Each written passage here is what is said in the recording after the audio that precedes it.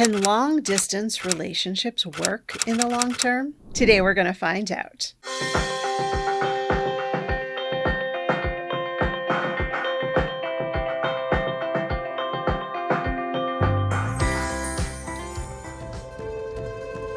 I'm Leah Carey, schmex and relationship coach, and we're here to talk about the good, the bad, and the downright terrible advice that Dear Abby gives. Do you swear by Dear Abby or at Dear Abby? Let's get into it. Hopeful in the Desert writes, Dear Abby, I got out of rehab 2 months ago. While I was there, I met Annie. She lives in Florida and I live in California. We're both doing great, and I believe we make each other stronger. Do you think a long-distance relationship can work? I hear it's not possible. She's recently divorced and so have I. We both have children, so neither of us can move. I know how hard it is to find someone. Annie is perfect for me. I know this relationship has its challenges. People tell me that anything is possible and that I should see where it takes us. Abby responds, Dear Hopeful, I happen to agree with the folks who tell you anything is possible. For the foreseeable future, you and Annie should agree to keep your options open and not rule out dating others. You both have your sobriety that needs to be maintained, children who need support, and relationships with exes that may or may not be problematic. If you're meant to be together, it will happen.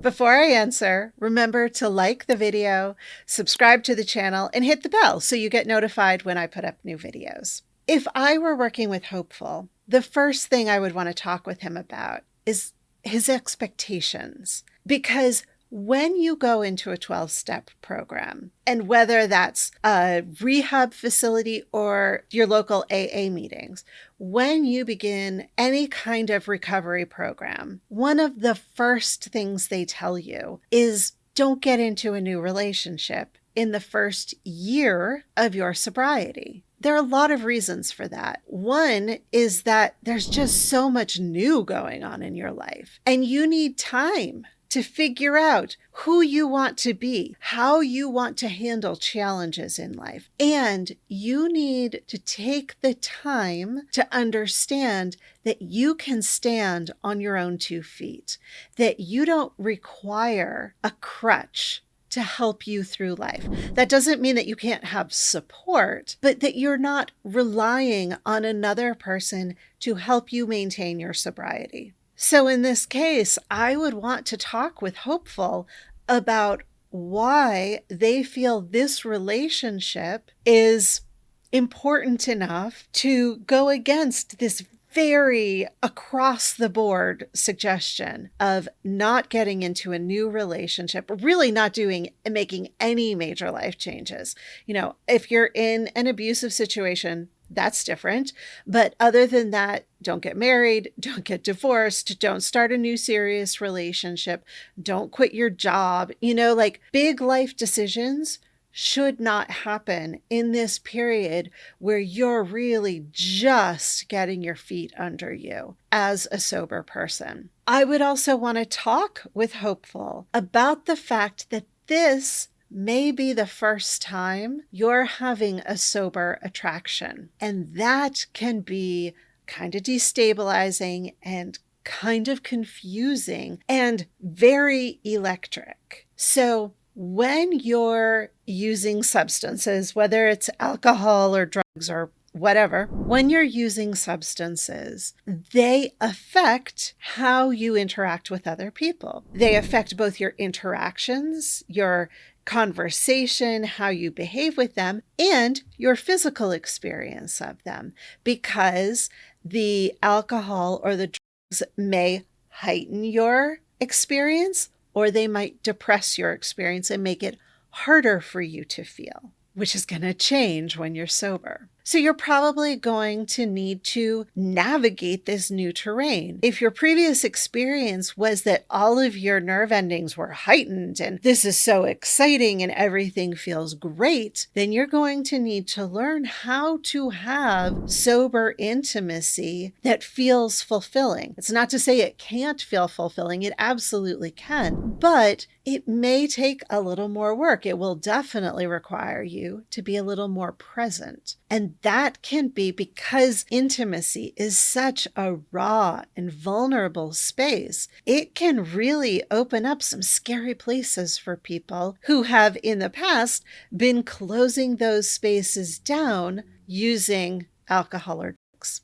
On the other hand, if you're somebody whose sensations were compromised or dulled by the substances you are using, you may find that suddenly you have a lot more or a very different experience of sensation, and that can be kind of overwhelming too. And you don't have your substance to fall back on to help you handle that experience. So you're going to have to really begin being more present, more thoughtful about how, when, and to what degree you engage in both emotional intimacy and physical intimacy. Not having your substance to fall back on as a coping mechanism can be really challenging. Now let's complicate this even a little further. When you're in a new relationship, you are often experiencing what's called new relationship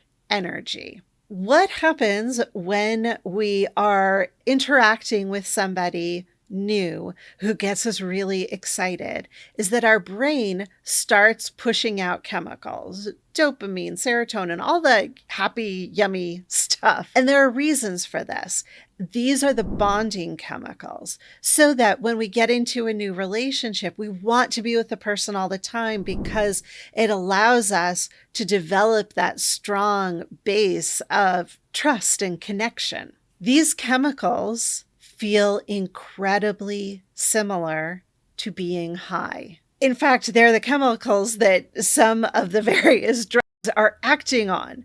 So our brain is literally getting to that space of intoxication without having to use the drugs or the alcohol, and it makes us feel amazing. That's why people love being in this new phase of a relationship. There are people who live for this phase of a relationship. And as soon as the new relationship energy chemicals start subsiding, because we're not meant to live with them on a long-term basis, our brain is not designed to handle those over the long term. When those chemicals start fading, there are people who will leave the relationship so that they can find somebody new and have that new relationship experience again. So if you aren't aware that your brain is creating some of these same chemicals, you might be getting high without realizing it, and then equating that amazing feeling to the other person, when in fact, it's your brain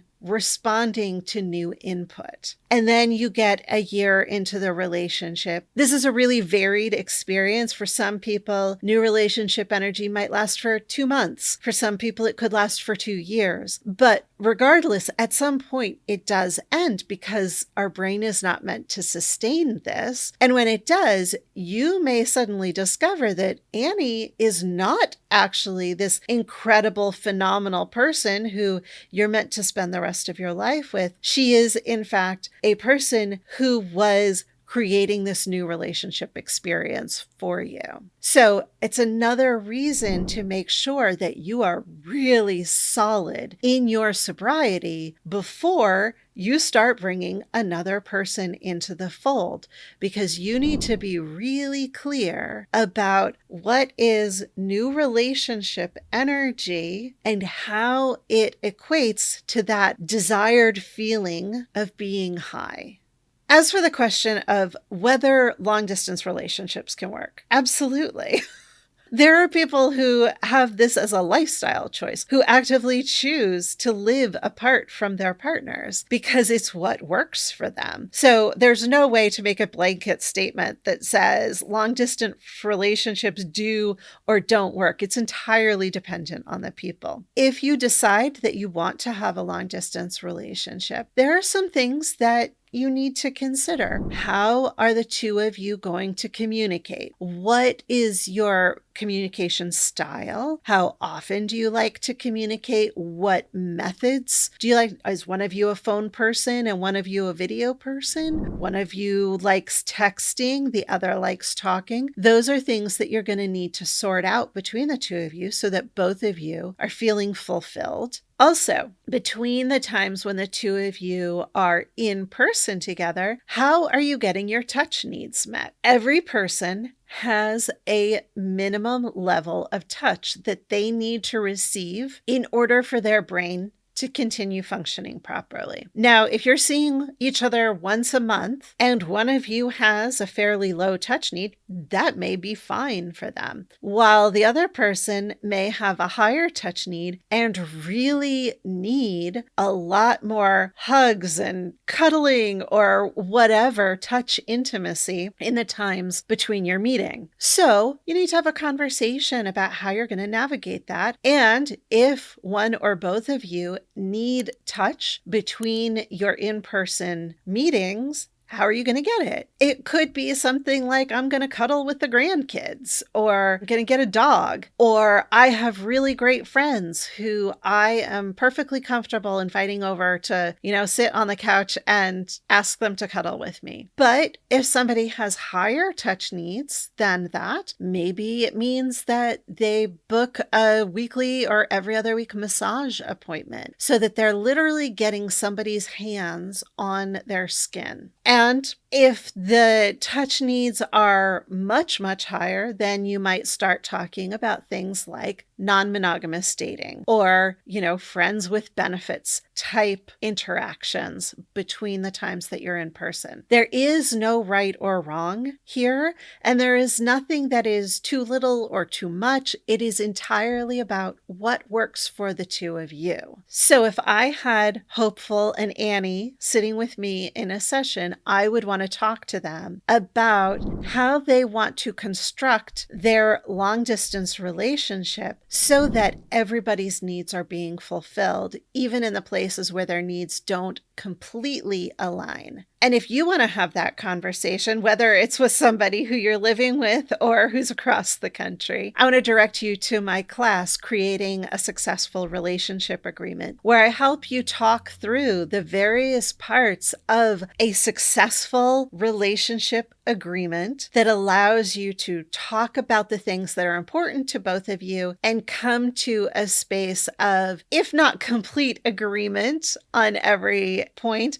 at least a place that the two of you can meet in the middle. So check out Creating a Successful Relationship Agreement. And as for Hopeful and Annie, I wish you both the best, whether that's together, apart, long distance. Again, all that really matters is what's going to work for you. But I do hope that you'll be careful about starting a new relationship and experiencing new relationship energy while you're still in the early days of managing and navigating your sobriety.